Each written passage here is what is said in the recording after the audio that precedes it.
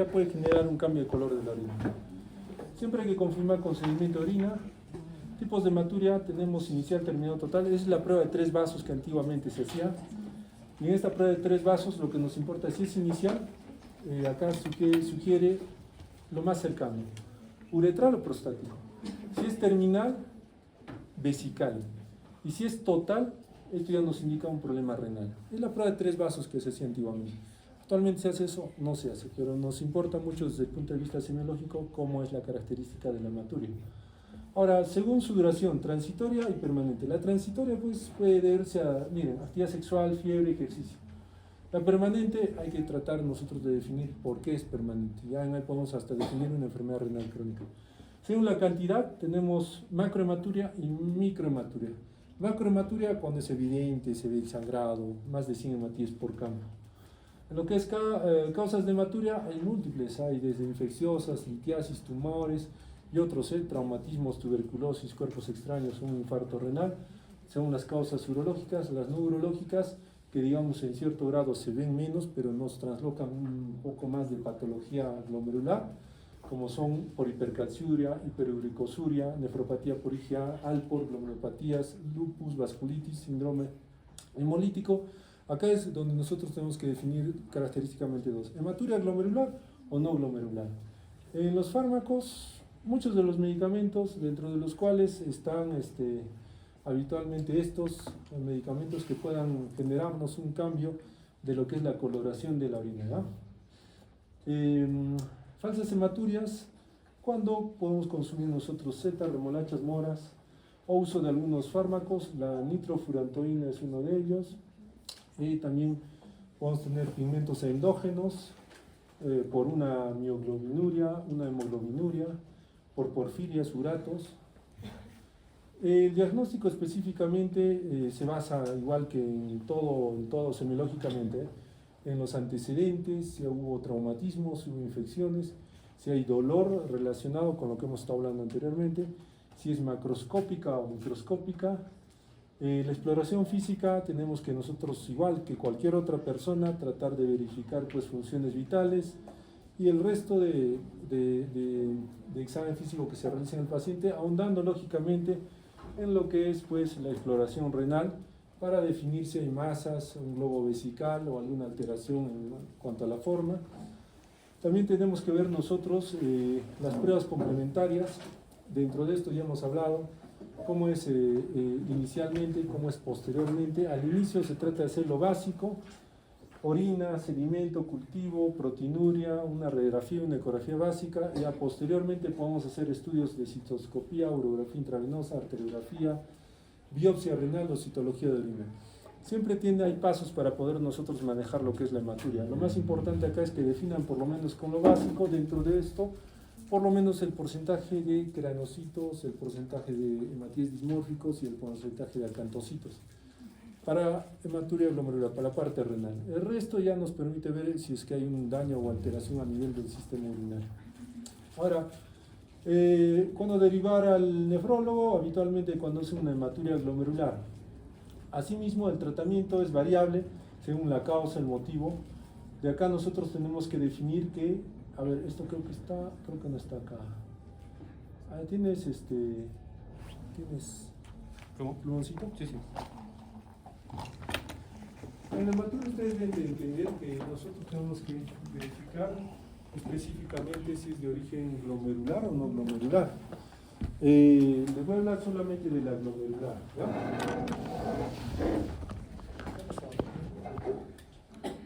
Yo estaba aprendiendo. Ahí. Ya.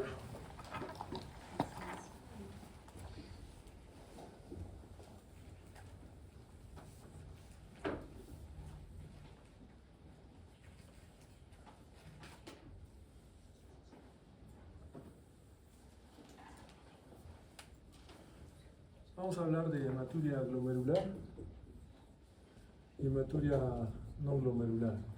En la hematuria glomerular a nosotros nos importa mucho lo que son la forma de los hematíes. ¿No es cierto? Ustedes tienen un hematíe, ¿no es cierto?, que es bicóncavo. esta forma es importante que se conserve dentro, digamos, de la orina cuando es una hematuria no glomerular. Pero para cuestiones así prácticas se ha definido que si tienes 70%, mayor del 70% de hematíes dismórficos,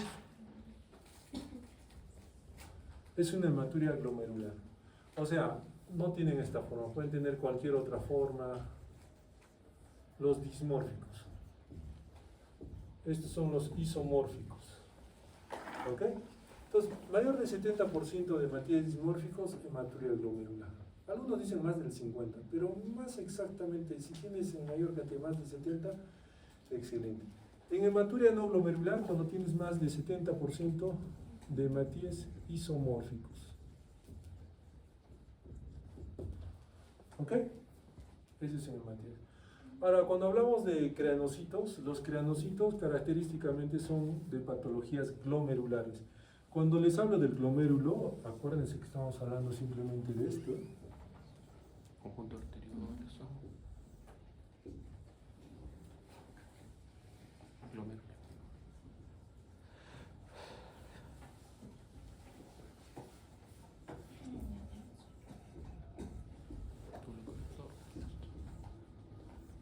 Ya.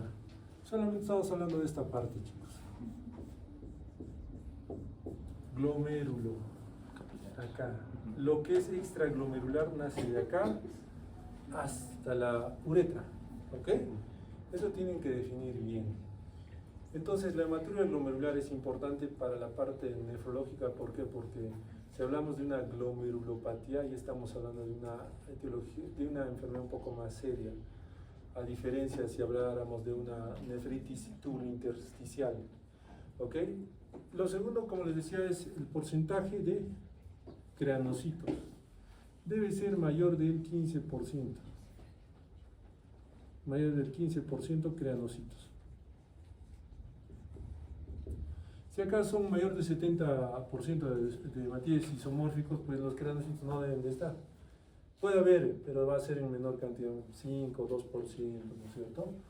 Y en lo que es acantocitos, mayor del 5% de acantocitos. Entonces nosotros vamos a solicitar eso en laboratorio. Doctor, señor laboratorista, ¿cuánto porcentaje de células dismórficas, cuántos porcentaje de creanocitos, porcentaje de acantocitos?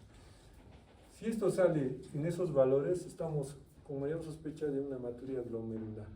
Característicamente, ¿qué más nos acompaña? Esto solamente es hematíes. También lo que es la proteinuria. Proteinuria. Si tienes porcentaje de ya células dismórficas, hematíes dismórficos más proteinuria, hay una sospecha más alta que tengas una hematuria glomerular. La proteinuria, claro, mientras más alta sea, hay mayor sospecha. ¿Puede haber proteinuria en hematuria no glomerular? Sí, pero es bien baja, ¿ya? Algunos dicen que es menos de 1 gramo por gramo. Acá, mientras más alto sea, excelente, mayor de 1 gramo. 1000 miligramos, ¿ya? Entonces, la proteinuria característicamente acá no debería haber, no debería. En el peor de los casos se acepta. Pero nosotros, por convencionalismo, por lo menos tenemos que diferenciar que sea un valor normal o un valor menor a 500. ¿Ok? ¿Por qué? Porque tampoco nosotros nos vamos a regir estrictamente a lo que es un valor, digamos, un poco más específico, ¿eh? Considerar que la hematuria no glomerular, si tú por ejemplo haces cantidad de proteínas en sangre, dime, y está sangrando el paciente, ¿no vas a tener una falsa proteinuria? Vas a tener una falsa proteinuria. Si ves sangrado, vas a tener una falsa proteinuria. Característicamente, la proteinuria, para tener una hematuria glomerular, tiene que ser una proteinuria. ¿Qué tipo de proteinuria es? No hemos visto todavía eso. Una proteinuria específica, una proteinuria a base de albúmina. La albuminuria es más específica de una glomerulopatía. ¿Ok? En el color se dice que puede ser rojo, o color de Coca-Cola, ¿eh? ¿Cómo se llama? Rojo o rojo oscuro, ¿ya? Acá en la hematuria no glomerular es rojo, ¿ya? Pero hay algo que los diferencia. Esto es sin coágulos. Y esto es con coágulos. ¿Por qué? Muy simple, pues. Un hematíe que ha pasado el glomérulo, que ha pasado densidades alteradas y pH alterado, ¿podrá formar coágulo? No, ¿eh? Diferente es que en una hematuria no glomerular, por ejemplo, en la uretra, se empiece a formar sangrado. En él no va a estar alterados los factores de coagulación. Acá es con coágulo, ¿no? ¿Y qué más? A ver, lo más importante. Algo más, el grupo que rotó. Sería lo más importante, ¿eh? Ahora, de patologías, como dice su glomerulopatías primarias o secundarias. ¿Ok? También puede haber también enfermedades congénitas, claro. Usted el Alport tiene una glomerulopatía, ¿no es cierto? En cambio, en las hematurias no glomerulares, acá puede estar infección del tracto urinario, nefritis tubulointersticial agudas o crónicas, hiperplasias benignas de próstata, cistitis crónicas, cualquier cosa que sea uretritis, urolitiasis, cualquiera de esas patologías que no pertenezcan a este grupo, acá. ¿Ok? Porque tenemos nefritis tubulointersticial. La nefritis tubulointersticial se da a este nivel. Las infecciones agudas pueden generar, por un ramo, una reacción adversa medicamentosa puede generar una nefritis tubulointersticial aguda.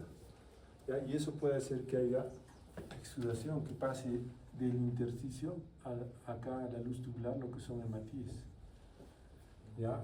Así es como nosotros tenemos que diferenciar lo que es la hematuria, a grandes rasgos, es lo más importante. ¿Ok? ¿Alguna pregunta en eso? ¿Alguna pregunta, chicos? Todo claro.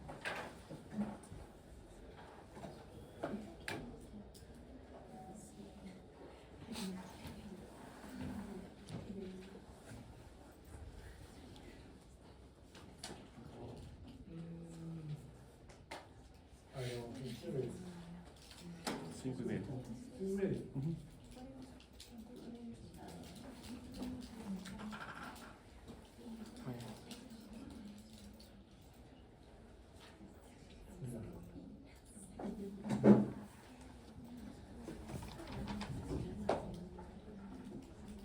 En proteinuria hay que tomar en consideración los valores. Siempre les voy a hablar de la proteinuria en el sentido de que las proteínas ya se deben, ¿por qué? Porque ya hay una alteración de la barrera de filtración, ¿no? Hay variedad de proteinuria realmente. La que más nos importa es la proteinuria específicamente asociada a lo que es la albuminuria. ¿Por qué? Porque la albúmina pues es parte del plasma. Entonces, significa que si ha pasado albúmina del plasma a nivel glomerular y tubular, y esto indicando haya daño pues de la barrera de filtración, ¿eh? Entonces, para la proteinuria pues se tiene que hacer screening en todo este tipo de patologías: diabético, hipertenso, síndrome metabólico, enfermedad autoinmune, infecciones urinarias, cálculos, obstrucciones, neoplasias.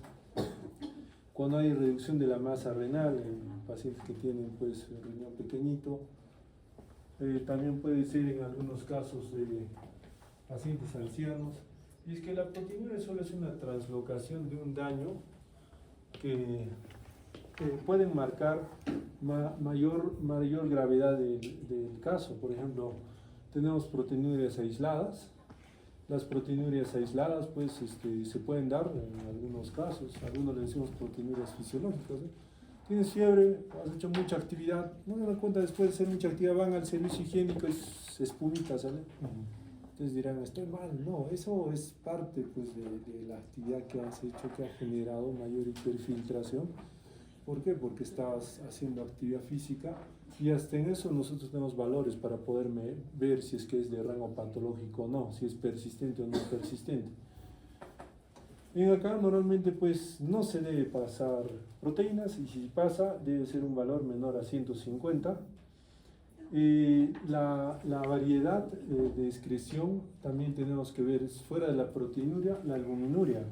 La albuminuria tiene rangos, como le estaba diciendo en la clasificación, de 30 a 300. Mire, imagínense que el valor normal dice que es menos de 20 en albuminuria, pero si es menos de 20, ¿por qué el doctor me dice que menos de 30 es albuminuria leve, si es normal? Y nos dice la bibliografía que albuminuria moderada es de 30 a 300 y albuminuria grave o severa es mayor de 300. No entiendo, es que es muy simple definir eso. Cuando uno tiene ya una patología, recién entra la clasificación en cierto grado. Entre comillas, si para cada uno la albuminuria es normal hasta 20, entonces siéntase tranquilo, pero diferentes. Doctor, soy hipertenso y tengo albuminuria de 25. Ya es un riesgo para el paciente hipertenso tener una albuminuria de 25. ¿Por qué? Porque entre comillas te estaría indicando de que hay un problema glomerular a expensas de una patología de fondo. Igual en los diabéticos, ¿ya? Entonces ahí toma su relevancia recién la albuminuria. En pacientes sanos, normales, pues no. En ellos habitualmente se espera un poco más, digamos, valores más complejos, ¿eh? Aquí está, miren, la albuminuria moderada de 30 a 300, ¿eh? Entonces, esto se habla mucho en lo que es nefropatía diabética, porque dentro de la nefropatía diabética se ve que el daño precoz se mide en albuminuria. Mientras más albuminuria tengas, mayor va a ser el daño para que puedas llegar a una enfermedad renal crónica. Acá, por ejemplo, mayor de 300, severamente aumentado. Albuminuria, otra vez le estoy dando, no estamos hablando de proteinuria. Proteinuria, proteínas en general. Albuminuria, solo albumina, ¿ya?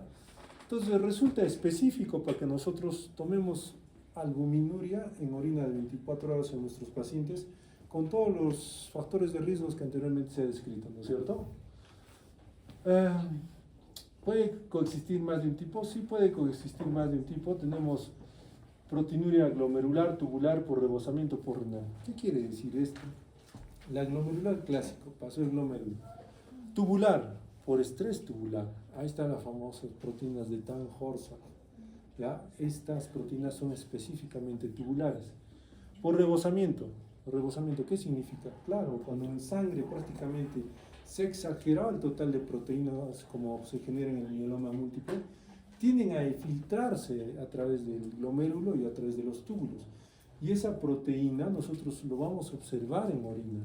Por eso es que necesitamos cuantificar y verificar mediante electroforesis en orina qué tipo de proteína es.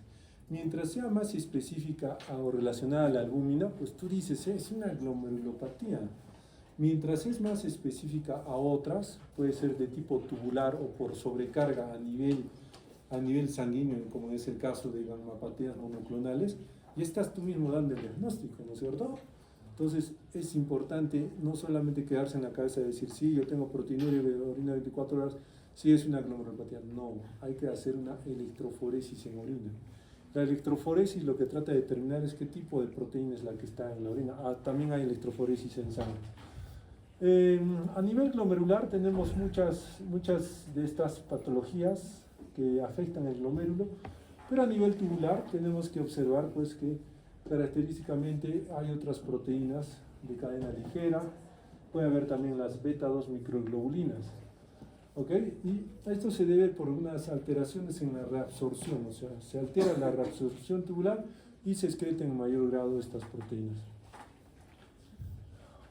Por rebosamiento, como les decía, sobreproducción de proteínas, cadenas ligeras en el mieloma múltiple, mioglobinas en rhabdomiólisis, hemoglobina en hemólisis. Por renales, acá pues podemos tener por un estrés inflamatorio a nivel tubo intersticial. Como les decía, así como el hematíe sale, ¿no es cierto? Este hematíe, así como el hematíe sale por un problema tubo intersticial, en las nefropatías tubo intersticiales, igual pueden pasar los leucocitos, ¿ya?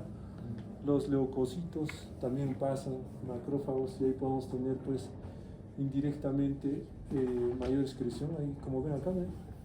Leucoeritrocituria en las posrenales, entonces por un daño específicamente a nivel de vasos. Acá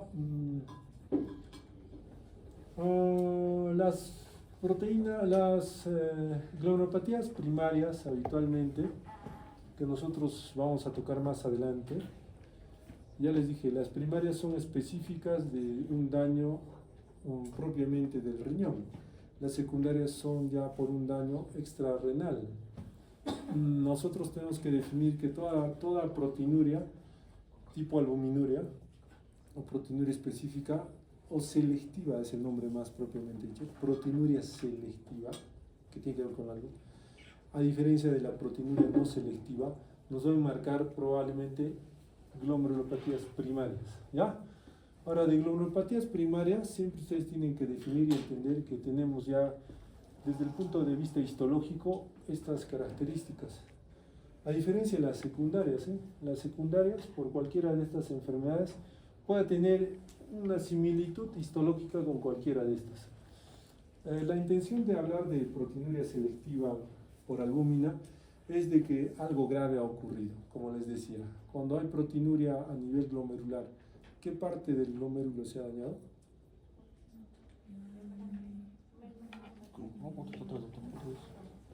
Cuando hay proteinuria, ¿qué parte del glomérulo se ha dañado? ¿Qué más? La membrana basal, podocitos, y el otro es las células endoteliales. Las tres capas. Las tres barreras, ¿no? Células endoteliales, membrana basal y podocitos. Fíjense que cuando nosotros estuvimos observando y viendo pues lo que es la barrera de filtración, ¿no es cierto? Primero, ¿qué son? Células endoteliales, membrana basal y podocitos. células epiteliales, ¿ya? Y de las células epiteliales nos importa mucho lo que es las células epiteliales viscerales o parietales. Disculpe, aló, clases, dime. No. ¿Por qué? No, te llamo, ¿no?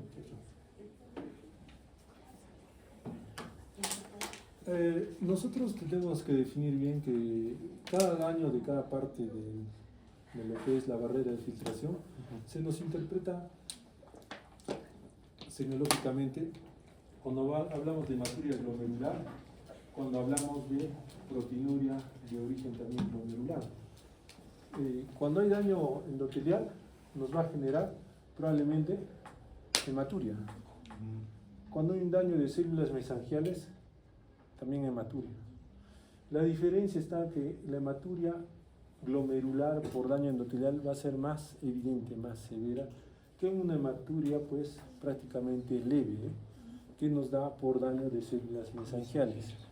Asimismo, cuando hablamos de proteinuria, tenemos que definir que el daño de proteinuria o es las células epiteliales, que son los podocitos, o es la membrana basal. Cuando es una proteinuria leve, es por daño de membrana basal. Cuando es una proteinuria de rango nefrótico, es un daño de podocitos. ¿Por qué tenemos que diferenciar bien eso? Porque a veces los síndromes nefróticos que vamos a tomar en cuenta se presentan en gran variedad. Es más, ahora se habla de espectro nefrótico. ¿Qué es un espectro nefrótico? Es cuando no cumple tal vez lo que son los requisitos de un síndrome nefrótico, pero ya nos enmarca que hay alguna característicamente, algún criterio de síndrome nefrótico. En síndrome nefrótico, nosotros, como les decía, tenemos que primeramente ver algunas cosas.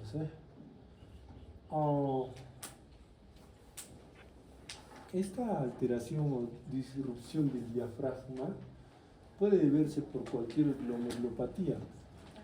Y esta alteración o estas glomerulopatías se enmarcan en el síndrome nefrótico, proteinuria, o el síndrome nefrítico, que es hematuria.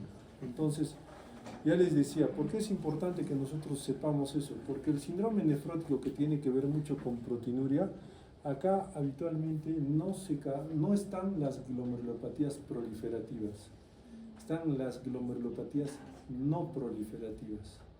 O sea, cuando hablamos de proliferativas y no proliferativas, decimos las no proliferativas son aquellas que no van a generar ¿qué cosa? División celular. Son aquellas que no van a generar ¿qué cosa? Expresión de factores de crecimiento. ¿Ya? Entonces, por eso está a la cabeza de cambios mínimos. Cambios mínimos es, tú ves esto y dices, no hay nada, no se ve nada, pues cambios no proliferativos. O sea, no proliferativa, no se ve nada, no hay proliferación endotelial, de podocitos, no hay proliferación mesangial, no hay nada que te diga, oye, es una glomerulopatía es una glomerulopatía primaria, no, nada. Entonces, agárrense de los cambios mínimos. A diferencia de una glomerulopatía proliferativa, por ejemplo, tenemos, por ejemplo, una glomerulopatía proliferativa sería una membrano proliferativa. ¿Qué pasa en este caso? La parte tanto membranosa y la parte endotelial empiezan a generar proliferación y las células endoteliales empiezan a generar proliferación y crecimiento de la membrana basal, hasta ruptura de la membrana basal. La membrana basal se rompe como un muro, se rompe y deja pasar de todo. Entonces, al tener una proliferativa, nosotros nos enmarca que es un daño específicamente hematúrico. Claro, he hablado de membrana basal, ¿no es cierto? También va a haber proteinuria, ¿ya? Claro, no va a haber a un rango tal vez nefrótico a gran escala, pero sí va a haber. Característicamente, nosotros dentro de nefrología, a ustedes de pregrado les damos esos dos grandes síndromes, nefrótico y nefrítico, solamente con la idea de tratar de diferenciar las patologías glomerulares. Pero ahorita en el mundo de la nefrología no manda si es nefrótico o nefrítico, te guía, pero no manda. Lo que manda son los cambios histopatológicos que se dan en cualquiera de estas partes. Me dejo explicar. Cuando yo veo, pues, ya no solamente células, veo acá la célula endotelial, la membrana basal, veo la célula epitelial y veo la célula mesangial. Cuando yo veo, digo, qué bacán, o sea. Pero de pronto veo que solamente prolifera mesangio. Histopatológicamente digo, es una glomerulopatía mesangial. ¿Se dan cuenta? Entonces, cuando tú hablas de glomerulopatía mesangial, entonces indirectamente tú dices, el mesangio ya va a ser hematuria. Estás hablando de un nefrítico. ¿Se dan cuenta? Ya, pero de pronto digo, ¿sabes qué? Mira, he visto que solo la membrana basal se ha aumentado de tamaño, pero no hay otra alteración. Entonces, la membrana basal está aumentada de tamaño. Eso me va a generar proteinuria. Probablemente sea un nefrótico. O sea, es más o menos como para guiarnos, porque la catalogación de glomerulopatías es bárbara, es mucha la clasificación, son varios tipos histopatológicos que lo único que van a hacer ustedes es confundirlos. Pero de esto aprovecharemos de este gráfico, que nosotros por lo menos tenemos que entender, que ven este podocito, Desprende. ¿ve? Se desprende. Ven acá, una apoptosis, se mueren. ¿Ya? ¿Qué más hay acá? No hay más. Irrupción del No hay más. De acá. ¿De qué dices? No, eso no va a ser. Antes, algunos pequeños términos, por ejemplo. Hipercelularidad glomerular. Lo que les decía, ¿qué estamos hablando? De las glomerulopatías proliferativas. Asociado a glomerulopatías inflamatorias. Son las peores, son las más severas, ¿ya? Donde hay una proliferación endocapilar. El término quiero que escuchen. Endocapilar. De las células endoteliales. a partir de células mesangiales y endoteliales. Ah, ya, entonces proliferación endocapilar, para que se recuerden, miren, acá estaba en el gráfico, sino que no lo han visto, miren. ¿Ven? Sí. Endotelio Entonces y sería mesangia. nitrítico. Proliferación, división, Ah, hiperactividad. ¿se dan cuenta? Hematuria, Nitrítico. ¿ya? Daño. Es que les tengo que explicar así para que más o menos entiendan. ¿Ya? Hematuria y proteína. Miren, como es un proceso, una glomerulopatía proliferativa, que es una glomerulopatía inflamatoria, miren lo que hay acá. Infiltración de Leucocitos. leucocitos, proliferación extracapilar a partir del epitelio parietal. Ustedes dirán, doctor, ¿dónde está eso? ¿Cómo se come? Esto que ven acá son las células epiteliales parietales, pared, que forman la cápsula de Bowman. Ah, muy bien, entonces doctor, solamente cuando nosotros nos dicen existe proliferación endocapilar a partir de células mesangiales endoteliales, pero también hay una proliferación extracapilar, extra, fuera, capilar. ¿Quién está afuera? Las células epiteliales parietales. Ahí nos habla, doctor, de lo que es hipercelularidad glomerular asociado a procesos de glomerulopatías inflamatorias, o lo que propiamente se dice glomerulopatías proliferativas. ¿Se dan cuenta? Lo que les decía a ustedes, cuando hay una proliferación celular extracapilar, ¿qué ocurría? Crece, crece, crece, crece. ¿Qué forma? Semiluna. ¿A quién aplasta? Al glomérulo. Entonces, desde ese punto es malo. Malo.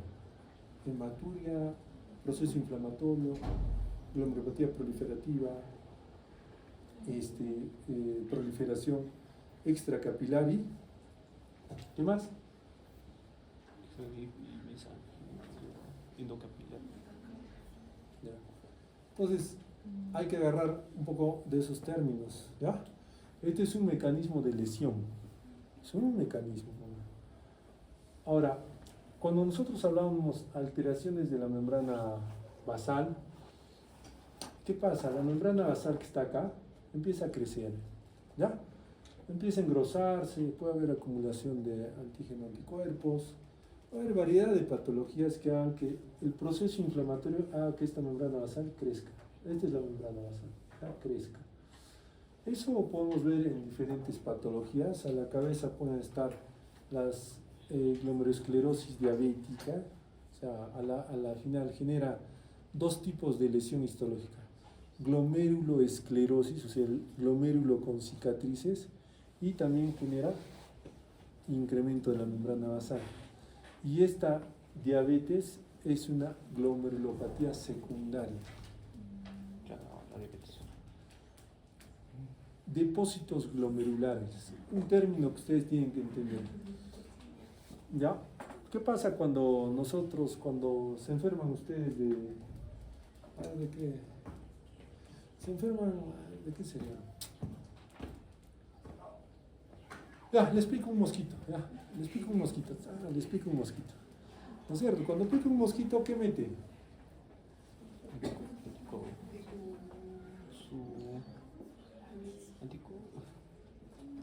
Se junta la sangre tuya con la saliva del mosquito. ¿Ya? Pero en la saliva del mosquito, ¿qué había antes? Primero hay su saliva que actúa como un antígeno, ¿no es cierto? Segundo, habrá picado a alguien más, ¿no es cierto? Habrá restos de otras células. Entonces, todo lo que venga de afuera se llama antígeno. ¿Ya? Este antígeno, pues, habitualmente circula por la sangre, pero tiene que, nuestro cuerpo se defiende pues de un modo, va a un anticuerpo, agarra el antígeno, y una vez que lo agarra el antígeno, dice, no te voy a soltar. ¿Por qué? Porque necesito que las otras células te reconozcan y te eliminen. Entonces, esta unión de antígeno-anticuerpo, ¿ya? Se llama complejo inmune. ¿Ok?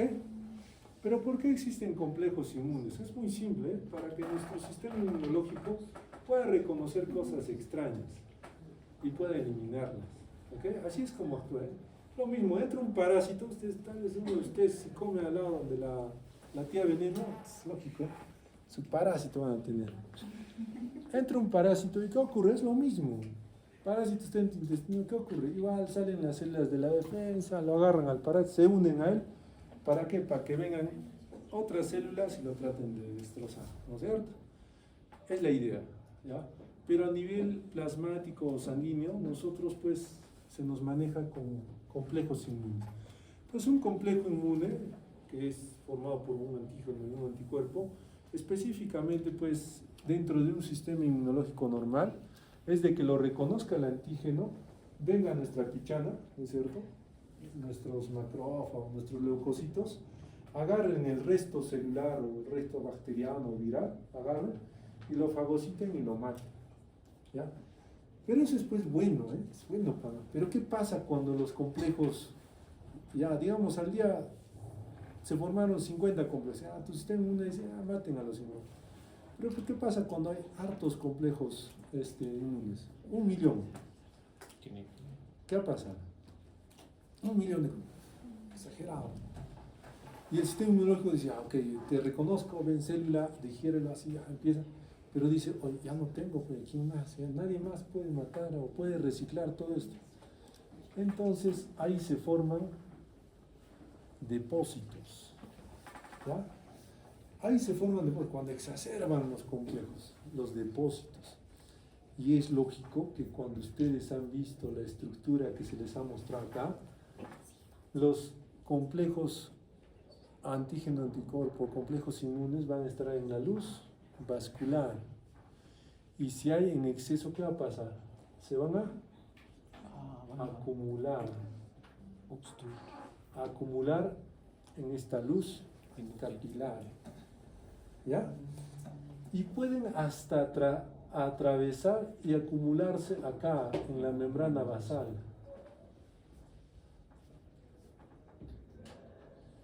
Pueden acumularse acá, pueden acumularse acá, pueden acumularse acá, pueden acumularse en cualquier lugar los complejos inmunes.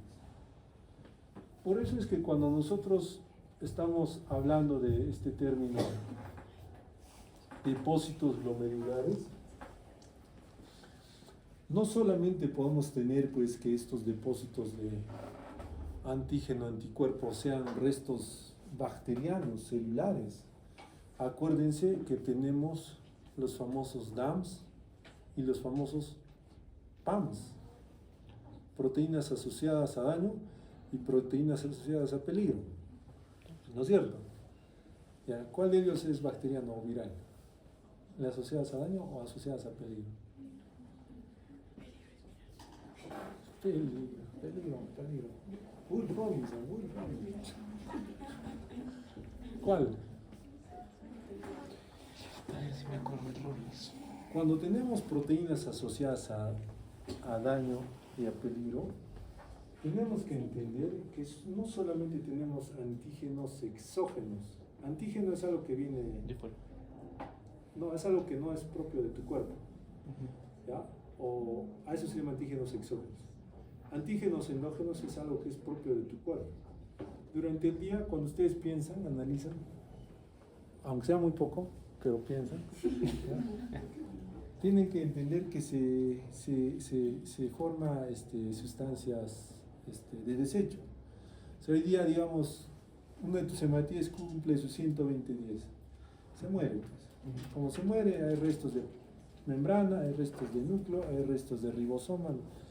A esos le llamamos antígenos endógenos, ¿ya?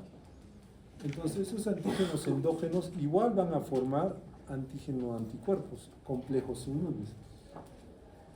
Lo mismo ocurre con algunos materiales, como son lípidos, amiloides, material fibrilar, cadenas ligeras, material de alino, fibrina. Todo eso va a generar prácticamente, imagínense, cuando ustedes ponen su cernidor, no sé, ciernen su jugo, ¿qué se queda encima? Lo más grueso, ¿no? Entonces, igual actúa nuestro riñón, ¿eh? específicamente por la membrana de filtración, puede pasar el plasma, pero ¿qué se queda afuera o más grosso? Esos complejos inmunes que van a generar depósitos, ¿eh? Y esos depósitos justamente van a generar un estado inflamatorio. Por eso se dan depósitos a nivel glomerular, ¿ya? Ahora tenemos cambios vasculares. Todo en el riñón son vasos, hay arteriolas, capilares. Puede haber fenómenos de edema, congestión, hemorragia, necrosis, trombosis y embolismo glomerular. En el sentido de que, por ejemplo, acá, mira. Ejemplo, acá en la luz capilar, ¿ya? Imaginen que viene un complejo antígeno-anticuerpo. Ah, no puedo pintar esto, no, ¿eh? Sí, hay forma. No. No, No, es de mi universidad. En la pantalla, pero hay. A ver, tú delegado. Eso es. Si el delegado que está acá ya 7 años no puede manejar bien. Bueno. Baja.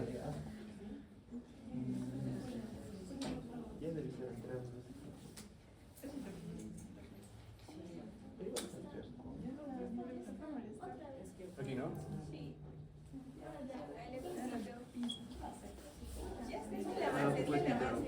Así es, pues.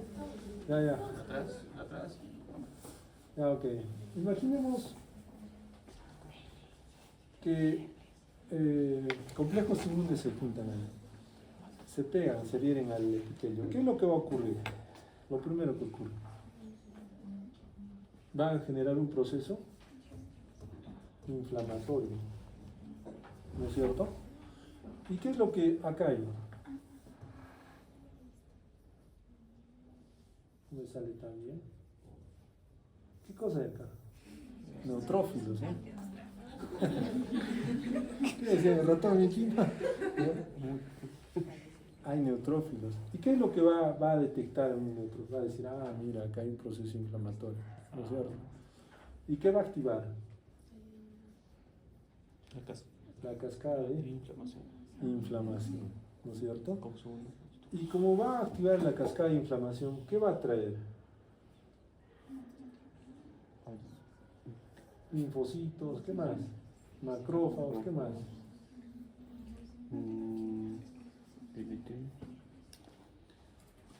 Todas tus células que probablemente tengan que contener un estado inflamatorio. Y cuando vienen estas células, ¿qué van a hacer acá? Van a decir, oh, Dios, hay una inflamación, ¿qué hacemos? No, pues, van a tratar de contener, ¿no es cierto? Van a tratar de contener, o sea, acá hay algo que necesitamos fagocitar, eliminar, tratan de contener. Pero, ¿qué va a generar esta contención? ¿Qué va a producir?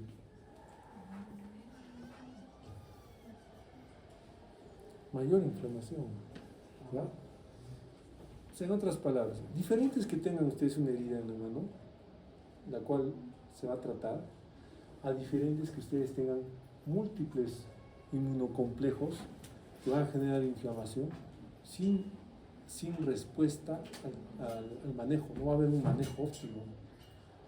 Cuando nosotros tenemos estos inmunocomplejos, característicamente hablamos de lupus, ¿eh? ¿El lupus qué genera? No genera 2, 3, sistémicamente genera. Ya les dije, acá es como un pequeño filtro, ¿eh? Que va a contener a estos inmunocomplejos, porque son muy grandes, no van a poder pasar a nuestra barrera de filtración. Ahí es donde se empieza a generar, pues, lo que se ha dicho, proliferación. Empieza a haber proliferación a este nivel, empieza a haber proliferación mesangial, y prácticamente todo es un charme. Ahí es donde se presenta la hematuria, ahí es donde prácticamente pasan los hematíes a través de lo que es la barrera de filtración, ¿eh? Y en algunos casos se rompe acá, se rompe, y cuando se rompe es peor, ahí sí ya entran proteínas, leucocitos, hematíes, caos entra de células. Por eso es que donde la respuesta pues, de la célula parietal es el parche. Dice, no, mira, ya está afectando este lugar. ¿Qué cosa voy a hacer? Se activan los factores de... ¿Factores de qué? Los factores de inflamación. Crecimiento.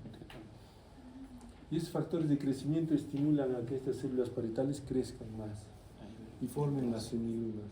Entonces es dañino tener esta enfermedad. Solo le estoy explicando por si acaso lo que habitualmente a veces ocurre en las neuropatías proliferativas. Los compañeros que tienen farmacología. Sí.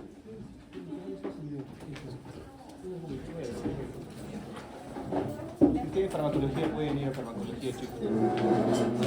Solo los que tienen farmacología. Sorry, más bien, sorry con el chip. Voy a grabar y les cuento. ¿Cómo se sabe? Ah, es este.